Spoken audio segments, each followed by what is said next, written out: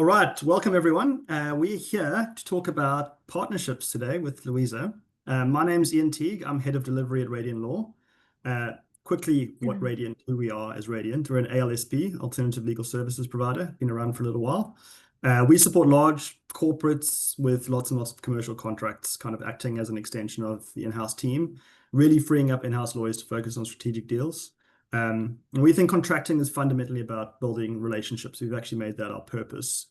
And so we work really hard to facilitate that through great contracting processes, using the right tools, technology, and people, and bringing simplicity to chaos. And contracting can be chaotic sometimes.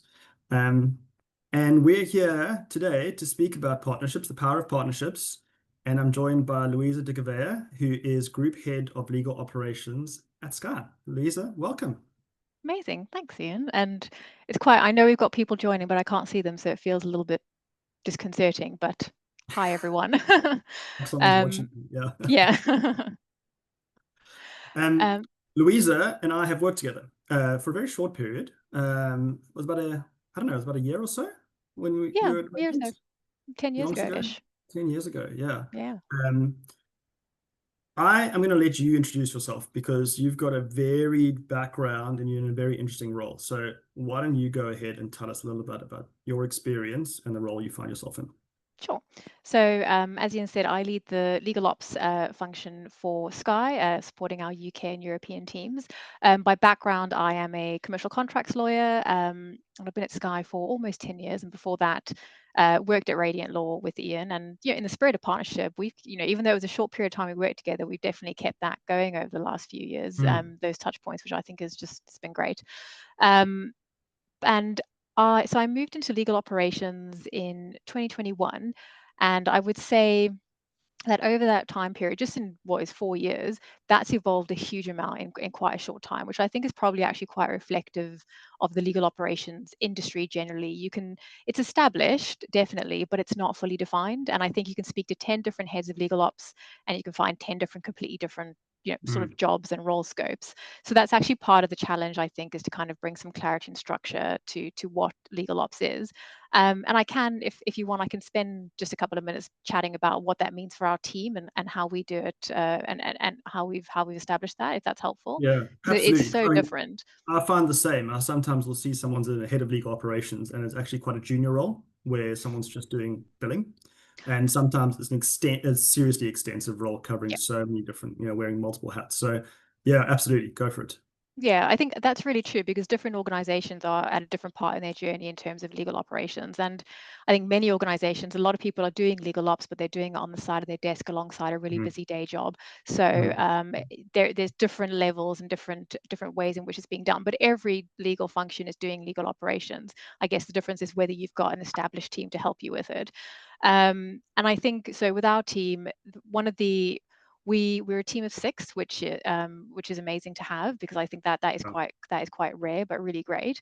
And with what we do, we've had to be quite clear about what it is our team does, and I think this is important for all legal ops teams to be very clear about what is in your remit, what is maybe not in your remit, but how you can help support and get people to the right place. Because I think within legal teams, if the work is not legal advice or technical legal work, then there can be a thought that it then falls to ops, and then you can become the department of everything, which is not always helpful. So you have to be quite deliberate about what you will be owning, and that's what we've tried to do. So I think in our teams, we've got a couple of key areas that our lawyers know this is what we do. They come to us for this, and that's really good. We've worked hard to establish that. And I think to the first point you mentioned around billing, we are responsible for our outside counsel management. So managing that relationship with partners, law firms, consultants, ALSPs, all that kind, making sure that our lawyers and our teams are all working together in the right way. Closely linked to that is financial management. So, we work hand in hand with finance to make sure that all our third-party spend is being captured, it's accurate, we're forecasting correctly. And that's great because we get to stay in quite close contact with lawyers and external partners to make sure that we kind of know how matters are progressing and that there's no surprises. In that area, you can't always predict everything, but there shouldn't be a surprise at the end of the year or day. So we work really closely with finance and our lawyers.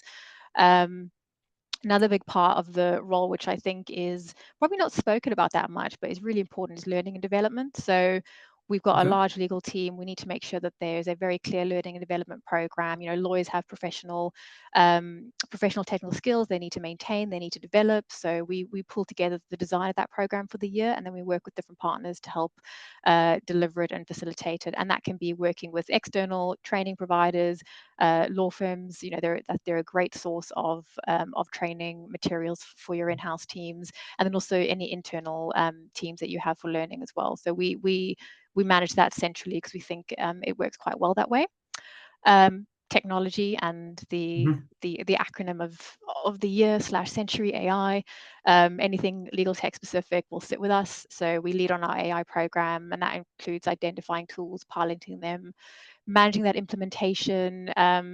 And that's exciting in the world where we are today. There's a lot going on, but also the more traditional technology we also manage. So our matter management, billing, contract, all that kind of stuff will sit within our team. And then very linked to technology is the data and reporting. So all of these systems that you have in place, they generate a lot of valuable information, and you've got to make sure you've got that in the right way and you can give it to your leaders so they can make the right decisions. So we look at all that reporting. We manage regular reporting for our leadership team, and that helps them to make things like resourcing decisions, or if they need to negotiate fee arrangements, all that kind of stuff is we have that info, and we make sure that we get it out to them in the right way. And then I think the last bucket is kind of more governance and project management. So this is probably the stuff that you may not. It's not the things that is probably being shouted about on LinkedIn, but onboarding new starters, making sure they've got the right systems in place, they've got the right access, they're upskilled, they know where to go for different things, managing central mailboxes, keeping policies and processes up to date, our knowledge hub, which we want people to be able to go to, and if they go to it, fantastic, but it needs to actually have the right information. So our team is responsible for updating that. And then when we've got big projects across our teams, our legal teams that might be all involved in one big project, we will support them with project management, because I think project management for lawyers, especially on really big transactions, can be so helpful, but it does actually require some time to set up. So we have a fantastic project manager who helps our teams set those things up. So those are, I think, the 5 or 6, I think I said six areas that our team manage, and we push forward, and we're all responsible for different parts of it. We're a multidisciplinary team. We have myself, lawyer by background, we have another lawyer, but then we have data analysts, a project manager, a general business analyst. So it's been great because I've learned so much from working with them and how they work. So yeah, Amazing. I it's a mean, bit when I of a started, ramble, but that's what we do. it's a lot. It's a lot that you're covering there. I know when we don't work with Sky anymore right now. Well, right now, maybe I'm here to learn about partnerships. Maybe one day we will. But I remember way back, there was obviously no legal operations team. And as you said, there was still legal operations. It was just being done on the side of desk, etc. And you think of where you are now, that's a large team, big legal team, big company, 6 people, maybe not that many people actually. And so they are, much smaller legal teams, and they might not end up having someone in legal operations, but still kind of needs to get done, and someone still needs to think about it. Um, and obviously, as you said, there's a lot that gets done internally, but you're partnering with law firms traditionally, you're partnering with ALSPs, you're partnering with legal tech providers, partnering with just normal, other technologies not specific to legal tech. Yeah. Um, so there's a lot going on there. And so this theme of partnership, as you think about those partnerships, I mean, when you hear the word partnership in that context, like what jumps to mind? Great partnerships. So what are the hallmarks from your point of view? So I think the hallmarks of great partnership, and I'm probably not going to say anything that will sound too novel, but I think the first one is trust. So there needs to be a really good level of trust between partners, and in order to help with that trust, you need to have really regular communication.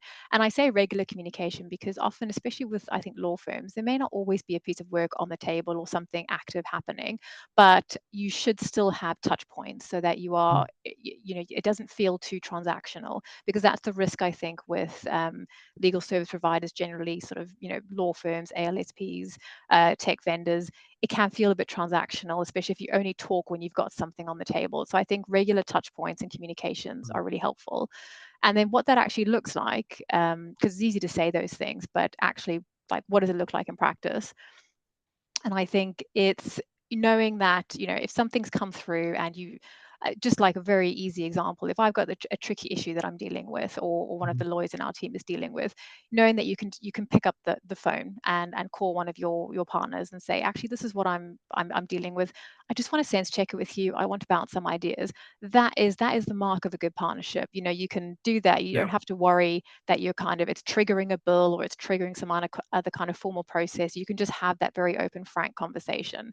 So I think in good partnerships, that's, you may not notice, you may not actively think about it, but if you are able to do that with your providers, you've probably got a good relationship. If you feel comfortable enough to just pick up the phone and have a chat where they're helping you figure some things out, it doesn't have to be super formal.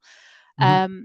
But then also, I think that feedback piece, if you, and I'd actually be keen to hear your thoughts on it, because you're Yeah. you're sitting on the other, kind of the other side of the table, so to speak. But I think being able to give honest feedback and being able to receive it in a way that isn't too negative, but that's quite constructive and you can move forward, that's a really good relationship. Yeah. And that obviously builds as you get to know teams well and you get to know people. But I always feel I should be able, if I receive something I think, oh, that's not really hit the mark, I should be very comfortable to give that feedback, explain why I know it will be received in the way in which it's intended, i.e., to help and grow, not to be overly negative or to criticize.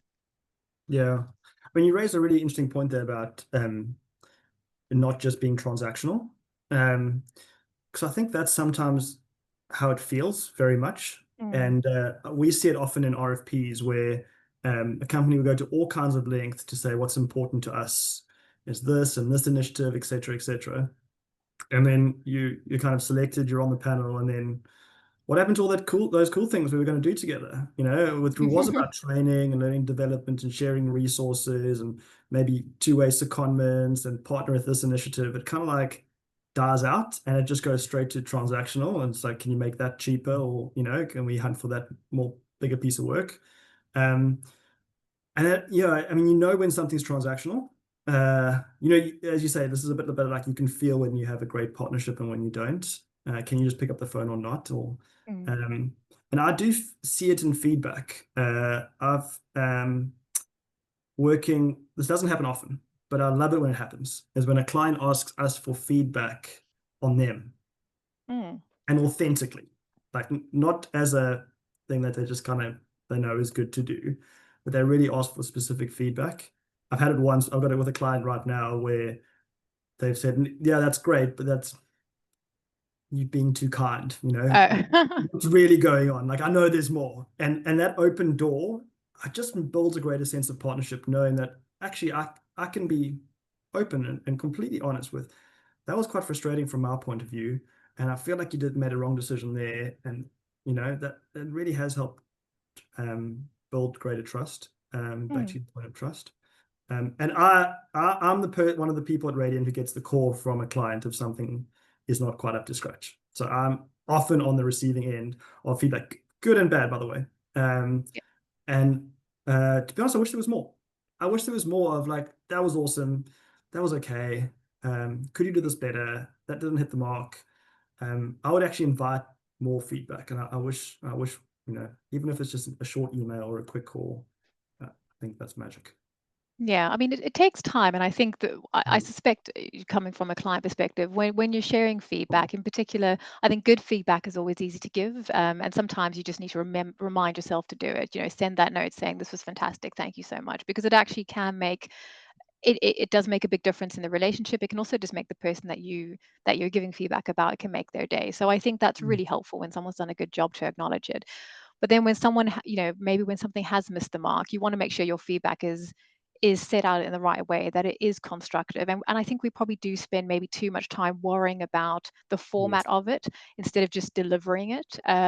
Because if it, and I, again, it comes down to that trust, because if I'm sharing feedback and the partner that I'm sharing it to absolutely knows that it's coming from a good place, they receive it with, kind of with the intention, with good grace, um, which is a weird thing to say in the context of partnership, but we kind of, Yeah. they accept it and know that it's coming from a good place. Then Mm. I may not spend so much time worrying about the format. I might be able to be much more direct.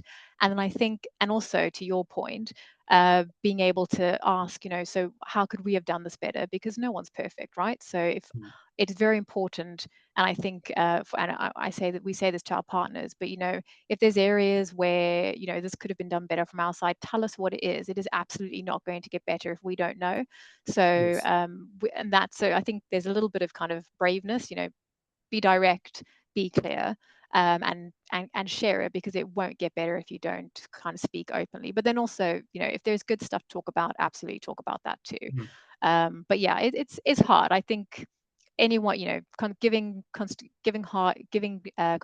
feedback. What is that, the phrase that we use? It is tricky. It's difficult, but It's tricky. it's well worth it. Yeah, yeah, yeah. I would almost advocate for more feedback, even if it's completely unfiltered. Um, Mm, we ask our every time we close a deal at Radiant, and there's like a zillions closing all the time. There's like an automated message that goes to the relevant person on the other side, which is normally someone in sales or procurement or someone mm, like that. And ask them, how did you feel about working with Radiant? Like, what is that experience like a scale of 1 to 5? Um, and when we get loads of feedback, some of it's like, that was amazing. Like, there's nothing to improve. I'm actually kind of bored of that feedback. It's unhelpful, actually. I wish there was like, it was amazing. This would have been better. Or this wasn't great. This could have been a cool change to make, you know. Then you actually have something to work on to mm. improve. And I don't mind the unfiltered feedback where, and we posted publicly at Radiance, so everyone gets to see it across the whole team. And it's like a channel that's the Slack channel that just keeps on going. But that's really helpful to drill into, like, how did that feel? How can we work on, how can we make it better? And we can always dig into it and discover more detail. And that's Yeah. typically what we do. But yeah, that's how you learn is getting that feedback. Yeah, so No, massive. it's a good marker. It's a mark of a good relationship if you have that. So Yeah. yeah, I definitely, that it's not novel, but I do think um, those are kind of key indicators that you've got the right stuff in place. So, I mean, that's kind of the signs of a existing relationship. Like, this is some good parts of an existing relationship. What are your thoughts on like early stage relationships? Like, this is fresh. We Yeah. are just getting to know each other. Um, Selected you for something. What do you think that looks like as you build that partnership from scratch? So I think you have to be a lot more deliberate and proactive about it. So actually, I think the example you just mentioned while we were chatting about feedback is kind of, you get selected for a panel, you're on a panel, and then all the stuff that you spoke about in your RFP, it doesn't, what happens afterwards? Are we going to do that? I thought that was a really interesting sort of interesting thought around it. And you do, especially, I guess, in that scenario, but any scenario, you've got to be really deliberate and proactive about how you manage your relationship. So firstly, you have to identify, who are the key providers, what will this provider be doing for you? Mm-hmm. And then make sure that you've got some clarity and structure around how that relationship will be managed, especially if it's a new provider, because they need to get to know you, you need to get to know them. So there should be, I think, for partners that you've been working with a long time, there's naturally probably key people on both sides. They're used to dealing with each other.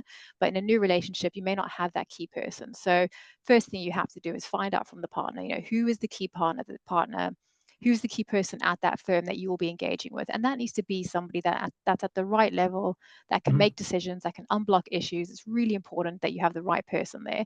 But then on your side, you need to give them someone too. You need to make sure that you've given them a key contact of a similar level, somebody who, again, can make those decisions, help resolve issues, just really open that up. And I think, on both sides, everyone should know how to contact. So giving the Right. right key senior leader on both sides, I think, is really helpful. And that will just keep that communication open. And then with a newer relationship, you really have to invest time. So especially, you won't have sort of a trough of work when you first start because it's a new Right. relationship. So making sure you have that regular touch point, and even if there's no live matters because maybe nothing has sort of come to fruition yet, use it as an opportunity just to meet, to talk about what's coming up, and maybe to explore areas where you could get a bit more involved. I think many firms offer just amazing opportunities for training opportunities. Things Mm, like hotlines are really really helpful, and I think, from a firm side, why that can be useful is it's a really good way to get to know other teams within organizations. And then kind of once you've already been supporting, maybe, somebody made use of a hotline, sent through a query, you gave some advice on it. If that then progresses, you already have your foot in the door to mm, continue with sure. that work. So that's why I think it's really helpful. But also for clients and in-house teams, um, if your firms haven't maybe said they do this, ask for it. Explain why it's helpful, the benefits to it. There's benefit to them because they'll get exposed to more areas across your business. And the benefit for you is that you get to, work with them, see how they operate. Does it fit with your way of working? So it just opens up that conversation, and especially when it's newer and Mm, you want to make sure that you understand how they work, that you want them to understand how you work. These are really low risk, easy ways in which you can kind of build that relationship. And then you just have to continue to chat. And there's also a lot you can do sort of outside transactional work that can yes. really help build that relationship. So apart from investing that time, you can like I said, arrange training sessions. You can meet law firms and other partners host fantastic events. This is an easy example of Right. one. You can Yeah. attend them. You can collaborate on articles. There are so many other ways in which you can invest in that relationship from a client side and from the law firm side that doesn't have to necessarily be around transactions, especially in Hmm. the beginning part of a relationship where maybe you don't have that flow of work yet. Yeah. And obviously it builds trust as you go, right? You Yeah, yeah, see what that relationship looks like where there's not loads of billings coming your way. yeah. That really And helps. it takes time, and I think also as a client, if over time you can see the work sort of isn't coming through, then that itself is a data point for you to think, okay, we've had this firm in our panel for a while, we've not been able to send it over the work that we've wanted to. What's going on there? Hmm. And you can chat to your teams about that. Is it maybe that the teams just aren't aware of what this firm does in certain areas? That in itself, if the firm feels that there's a lack of work coming through after all of the time that's been invested, I would encourage the firms to kind of talk about that, and then you can Hmm. discuss it with your lawyers and understand, okay, well, what's the blocker there? Is it maybe just a communication piece that we haven't quite knocked yet? So that is also something I think is useful. Yeah, absolutely. Yeah, I mean, those open conversations are so good. I mean, obviously it's on the provider to go win work, right? I think that's important. So that's where there's a lot of onus there. But having those conversations has been so good. I've discovered through conversations where you'll hear something like a client saying, "Oh yeah, I've got to solve this issue," and you kind of go, "Oh, well, we can solve that for you really easily at like really cost effectively." And it's just opened up a conversation of like that a real partnership where, gosh, now we've actually added real value to that company, but we would never have a conversation about that work if we weren't speaking regularly. Yeah. So we try we try to speak to all our clients at a kind of semi-governance level at least once every 2 weeks. Sometimes a more strategic level is less frequent than that, but kind of Mm, operational is at least once every 2 weeks. And so much comes out of that yeah. um, in a real good way. Sometimes just learnings together, you're discovering things together.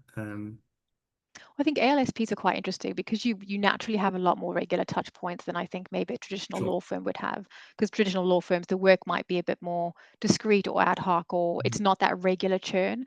Whereas Mm. ALSPs or managed providers, you're kind of an extension of the team. You're getting quite a lot of work in, so you actually have quite a lot Yeah, of regular touch points, which is yeah. interesting. It's a different relationship. It's an interesting relationship. It is different. I mean, it's a good thing to dive into. I mean, you've been obviously at Radiant as a ALSP for a bit, so you've been on this side of the fence, and then you've been at Sky as a lawyer working with ALSPs, right? And now you're kind of managing relationships with ALSPs. So that's like seeing the world through a whole bunch of different angles that probably Yeah. most have. Mm. Um, I mean, how does this differ with ALSPs? Like, how would you think about partnerships slightly differently? I think so with ALSPs, it's a super long acronym. I think we need to It we need to is. find a way to shorten that.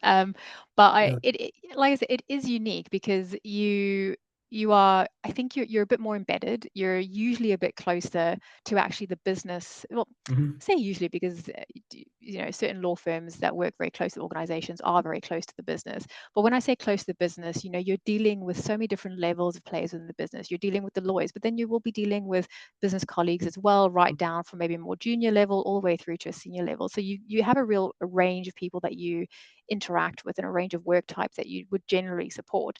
And that means that there needs to be a lot closer management. There needs to be much more regular touch points. And in particular, setup, hugely important, Right. because there's so much more information I think you need as an ALSP when you're about to start a piece of work in a setup, so you can make sure that you've got the right resource and scoped it correctly.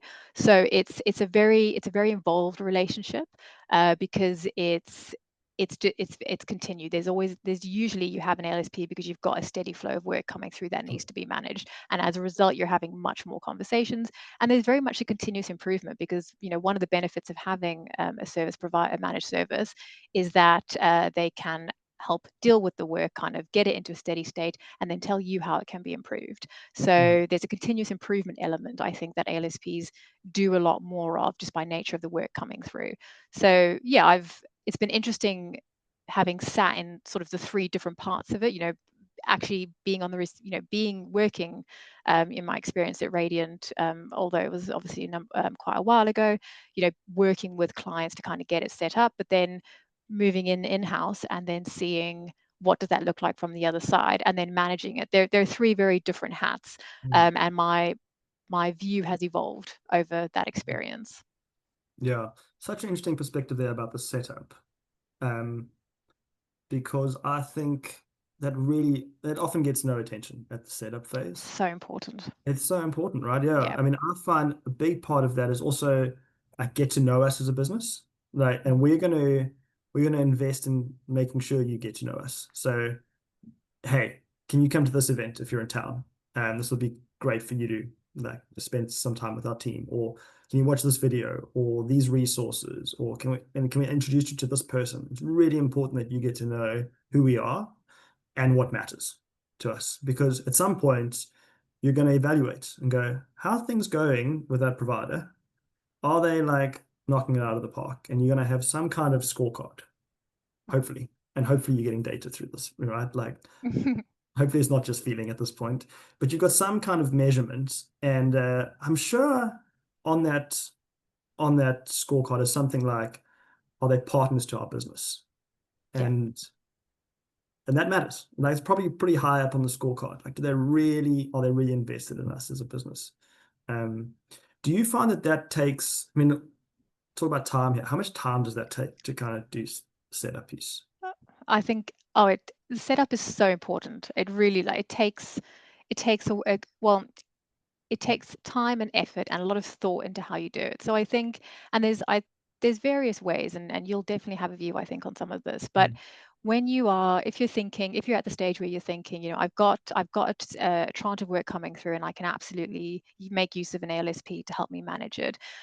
There's a lot you can do early on just to help with that setup, because the things that an ALSP will need to know, and I say this from the perspective of having worked in one, the things that if I was pitching for work, what I want to know is, kind of want to know what it is. I need to know how much of it is coming through, what are the volumes, what are the complexities, is this kind Mhm. of high volume, same type of deals, or is this high volume, high variability? Because that's just going to impact the resource. Are there any areas where you maybe need some niche expertise? I think those are really important things, that you need to have fleshed out. And what that means, I think, from an in-house and using my in-house hat, that means gathering that information. So Mm. if you have a matter management system, you should be thinking about what data points in that matter management system can I start extracting. So, like a legal front door or similar Yeah. things, there's often some very useful information that you can get out of that. If you don't have a matter management system, that is a bit more tricky, but it's not impossible. But you do have to think about, what is the work? How complex is it? How long does it normally take? Do we have templates? Do we have playbooks? What is our intake process generally? Is the business Yes. emailing lawyers? Do we have a set path that they follow? Those are all the different things I think that information the ALSP needs, because that will then help the ALSP understand what level of resource do I need? How am I going to price this? And if and that is ultimately really important. That is you want to know that information. But I would say if you don't have all of that, just because Mm. you don't have the bandwidth to get it, maybe it's a smaller team. You might be a sole counsel. You might only have sort of 2 or 3 people in your team. Just getting that information is like quite a bit of effort.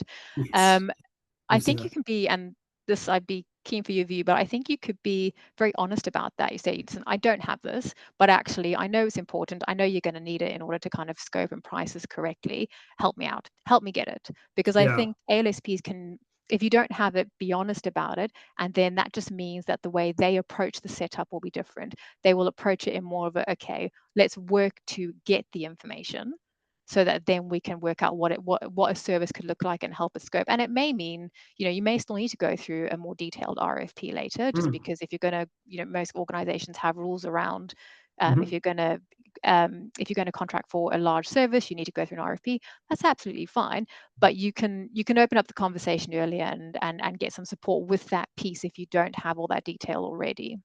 Mm. Yeah. I mean, it's scary to be honest in those kind of moments, I think. Um, to say, I have no idea. But I But think it's probably it's not, better yeah, because hundred, you don't want to you don't want to sort of say, "Oh, I think it's roughly X, it probably takes about this long," and then that be wildly incorrect and mismatched expectations on both sides. So I think it is scary, absolutely. No one wants to say they don't have what you yeah. need, but I think it's better to be upfront about that because then you know how to move forward from it. And it helps us solution better. I mean, the number of times we've like spoken with a prospective client and they've told us how things work and walked away and gone, it's double as complex. I can tell. Like they were just pretending. It's pretty obvious. It's not that volume, it's half that volume, actually. Like, and typically it's lower volume and more complexity, typically, than what compared to what we're told. Um, we found like there's honest conversations of, listen, I have no idea. It's madness here. The process is not great, but we've got an appetite to fix it and change it. And I think there's lots we could do together. Um, that opens up a great conversation of then, okay, how could we set something up? And something we found quite helpful, which we were against for a long time, is what if we seconded a lawyer to you, to your team, for 3 months to help you do that, to help you flush all that? They'll bring a kind of methodology, it's low risk, low cost, and help you navigate that setup bit. And it's worked really well. Like we've just got someone coming in to say, I'll help you navigate this. And it's got a fixed term, it ends there. You're not locked in for the rest of your life, but you get the data you need then to really go. Um, yeah. And to But set it up. it is scary to say it's not great. And the number of companies that we speak to, we eventually get down to someone and they go, it's chaos over here. These are large corporates, right? But then you can actually invest in solution properly. And that's what you Yeah, want at the end of the day. yeah. And it's I think you can never have enough data. Mhm. It may feel like once you start down that track of gathering information, you can go forever. So I think being realistic about what you can get, what is good enough, and then Mhm. seeing as you go. Because what we definitely what I found over the years is that you can scope things out quite well. You can have the volumes, you can have the work types, you can set it all out, and then when you actually get into the delivery of it, and when you get into doing the work, there will be some changes. There will be things Absolutely. that come up that maybe don't follow the standard process because for every rule there's always an exception. And Right. as you work through that, you'll start to refine that. So I think, even if your scope can be absolutely picture perfect, you can have all of this data, amazing, that's fantastic. But then as you go live, there is still going to be a really sort of 6 to 12 month period where you'll be embedding things down, you'll be learning about what is coming through, and Mhm. the ALSP will hopefully give some good feedback on what they're seeing. You need to then agree kind of, okay, what does good look like? Because I think year one is about growing and getting things bedded down, and then as you move into your year two, year three, and beyond, then you need to think about, all right, we're bedded down. What does good look like? What Mhm. does, to your point, the scorecard or those key performance indicators, what does it mean? What does that look like? Do we need to adjust them as we go throughout the years? Because Mhm. what your objectives will be on day one will be quite different to what your objective is on day 500. So there's a management piece of it, that you can't just kind of set it and forget it. It needs to be worked through continually. So yes, scoping, super important. The more accurate you can be, the better I think it is for everyone. But that Mm. scope will evolve. And that Yeah. doesn't mean that you didn't scope it correctly. That just means the service is growing. Yeah. And you've got to build a partnership, right, where you can deal with that variability of it wasn't what we thought. This has changed. We've acquired a company. Actually, can you focus on this? This issue happened. Can you rather shift focus to that? I think a sign of a good partnership is you're able to deal with that, um, and not pretend it's just like a train on a railway and there's like forward and backwards. That's it, right? You got to deal Well, with that's how people. in-house teams have to work. We constantly have Absolutely. to adapt to priorities, Yeah. and then that means our partners have to adapt to priorities as well. Louisa, a bit on tech. Mhm.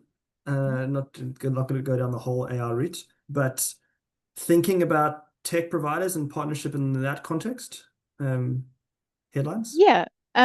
So I think tech providers are, I mean, I think tech providers have such a hard job generally just getting their foot in the door because there's so many of them.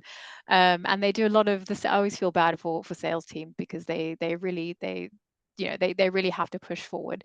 Right. I think so if it's an established tech vendor that you've worked with, I think making sure you've got a regular process where, again, this is, I'm going to sound like a broken record, where you are checking in with them. So quarterly business reviews are really helpful, or you might only need to have it every 6 months.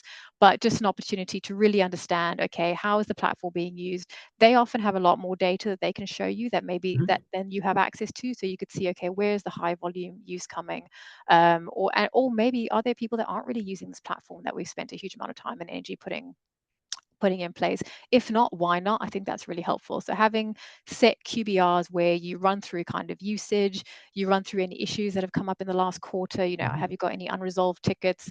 How long did it take to get resolved? Those types of things in the moment when they're happening, you kind of might have an issue, you log it, it then gets dealt with, great, you move on. But if over time you start noticing that you're regularly logging the same issue, Mhm. then like whilst the individual incident might get fixed, there's maybe a longer term problem that needs to be addressed. So I think those regular QBRs really helpful. Mhm. And then also understanding, what is on their roadmap, what is coming, is so that those QBRs can be a great forum to do that. That's helpful with existing tech vendors. I think with newer, maybe you're maybe chatting to some new technology vendors and you're looking, you may want to see what else is in market. I think being very honest about what you're looking for, you will, depending on kind of who's on the Yeah. call, but various heads of legal, you'll probably be getting a call from a different tech vendor every single day, wanting to chat to you, wanting to offer up a free trial. The words are super quick free trial. Will take 2 weeks to get you live, and that's just not the case. Yes. Um, so I think just being honest with them, I get calls, I get a lot of calls just because you attend different events, they Sure. take your number and then you get called forever. And with what I say is, I have a roadmap. We have a roadmap of what it looks like for next year. So I know what the priorities are. And if unfortunately that is not my priority for next year, I'm going to be very straightforward and say, like, Mhm. this sounds great, but right now I don't have capacity. We have a couple of programs and this is not something that we're prioritizing next year, but I will keep you in mind. And that you probably find yourself saying that quite a lot. But I think from the vendor side, if you receive that, okay, obviously, that doesn't help you out for your sales target for the month, Sure. but then you need to think about other ways in which you can engage with clients. So invite them to events, establish a bit more of a community, make it clear that you're there if they want, you're there for the relationship. And then as and when I might get to that point in my roadmap where I think, actually, yeah, this is an area where we need to do a bit of focus, I'll remember those vendors who were more focused on building relationships versus those who were focused on sales. Mhm. And so it's a bit of a long game that I think some of those vendors play. But yeah, I would say you manage them really similarly.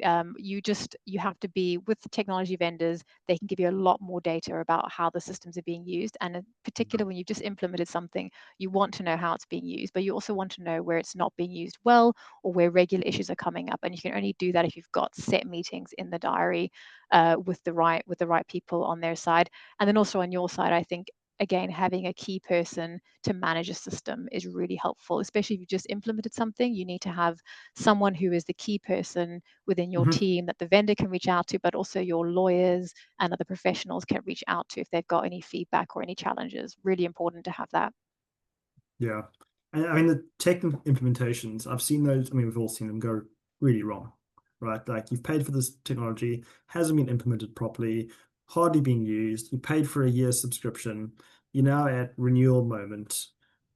Should we just renew and hope it gets better next year? But like, we invest some more time and money into this product. The reality is you haven't been having those regular touch points, as you mentioned.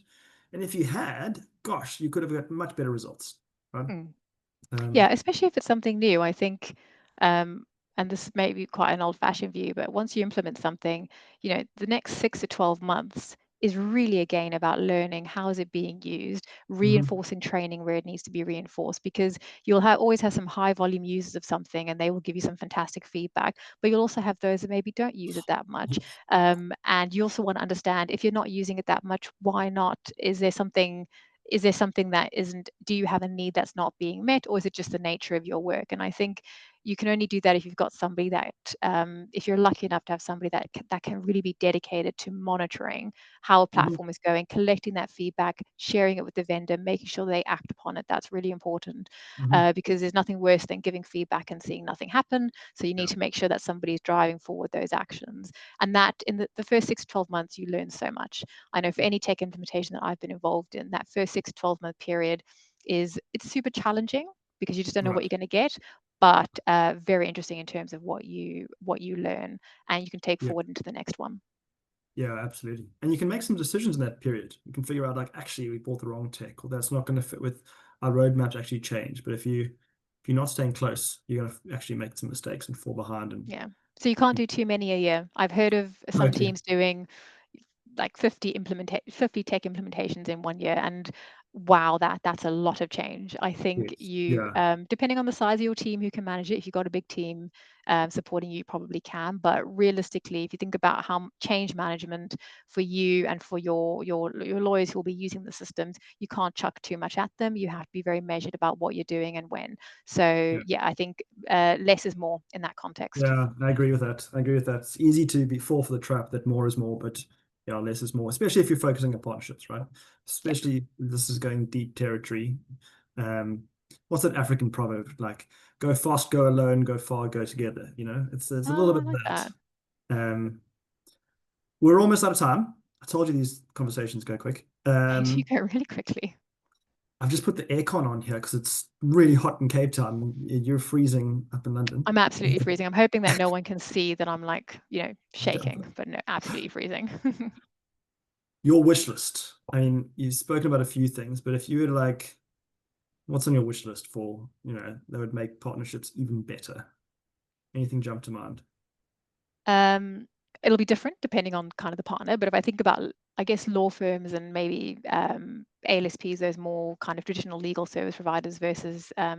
technology Mhm. vendors, I think especially where, a lot more collaboration. And again, that probably sounds like quite a woolly concept, but I'll try and make it a bit more real.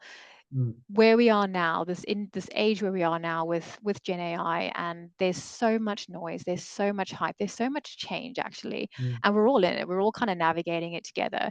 And I think if we could encourage a lot more openness, transparency, and collaboration around what we're trying to, what are we trialing, what are we doing, what's useful, sharing some learnings, maybe even doing sort of joint collaborations, and kind of do that without fear. Because I think from a law firm side, there's a bit of a worry that clients might well, turn around and use that information to say, hey, I want my fees to be reduced. And that's not what it's about.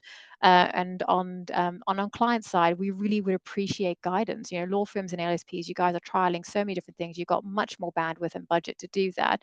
Share your learnings with us, because we all collectively have to kind of cut through this noise. And I think mhm. collaborations can be a really good way to guide everyone through it. And then also just think about the legal industry generally. We have a range of new lawyers, newer lawyers are coming through. What does the next generation look like? How do we all make sure that we're supporting in the right way? So I think that would be my wish, just more sort of open collaboration without worrying about what it actually kind of means for bottom lines. Let's just share information, because this is quite uncharted territory that we find ourselves in. and we need to cut through the noise. And I think law firms and ALSPs and other legal service providers have a really unique role in that you can help your clients guide it because you're doing the same thing. Yeah, agree. I'm going to end on that note because I think it's such a good point and it's so rarely discussed is how do you just collab across law firms, ALSPs, tech providers to bring a great solution? Yeah. And it's kind of assumed that the answer is choose one. It's this one or that one, or this solution or that solution. But the reality is there are different skill sets, and actually piecing the right players together can really be transformational. Um, and so I actually want to end on that note, and like just to encourage partnership looks like loads and loads of collaboration. Open, honest, giving lots of feedback as we go. But I think that gets us all to a better solution at the end of the day. Yeah, agreed. Amazing. Summed up very nicely. Thank you for your time. It's been so super informative. Enjoy the cold. I'll enjoy the heat. Well, I hope it snows at least because then it feels worth it. Yeah, Look, exactly. it looks pretty. Although if anyone else is on the call feeling very cold, then they may not agree with me. Thanks, Louisa. I'll speak to you soon. Thanks, Ian. Okay. Cheers Cheers. then. Bye. Bye.